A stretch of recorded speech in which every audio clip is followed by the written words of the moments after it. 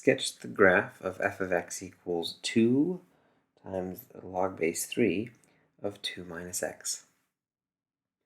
So we're going to start with just our base function here, which is log base 3 of x.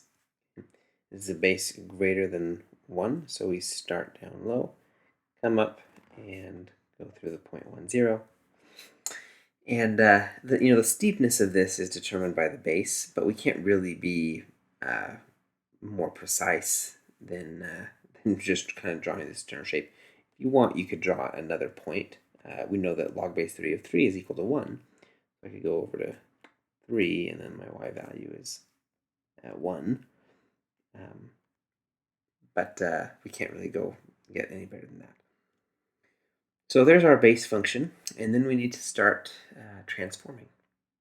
So this function here, I've got this 2 and I've got the negative. And the horizontal shift we're going to usually want to do before anything in front of the x. So this 2 we're going to do first. So we're going to look at log base 3 of, and I'm going to write this as x plus 2. So that is a horizontal shift to the left 2 units. So my vertical asymptote, which is at x equals 0, needs to move over now to x equals negative 2. And so that's my vertical asymptote.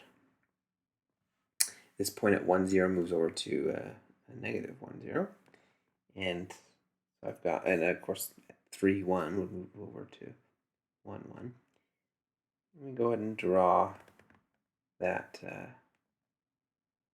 that same shape.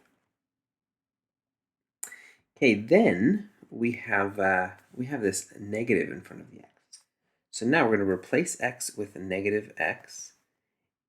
So negative x plus 2. That's the same thing, of course, as 2 minus x. And replacing x with negative x is a reflection in the y-axis. And so now everything gets flipped across. So the asymptote at negative 2 is now an asymptote at positive 2. And this point at negative 1, 0 pops back to 1, 0.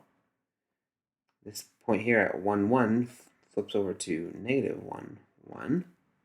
Okay. We go ahead and draw our reflection. And again, you want to be super precise, but go ahead and just try and draw that reflection. So that blue curve then is the graph of log base 3 of negative x plus 2. Now we're getting pretty cluttered here, so I'm going to go ahead and get rid of the steps preceding. So I'll get rid of that black one and this red one. And of course, I don't need that asymptote either. Okay, so now the last thing we have is this 2 out in front. And so to get that, we are going to, we just take our whole function and multiply it by 2. And that is a vertical stretch by a factor of 2. So my y-intercept, whatever that is, it's going to be multiplied by 2. I'm just eyeballing that. This point here at negative 1, 1 will become negative 1, 2. Of course, anything on the x-axis stays where it is. Okay. So I can kind of stretch out my shape and kind of hope that I can get across that vertical stretch. So that's the idea. So that green one is then going to be my my curve. My asymptote didn't change because it was a vertical change, and my vertical line is not going to move at all.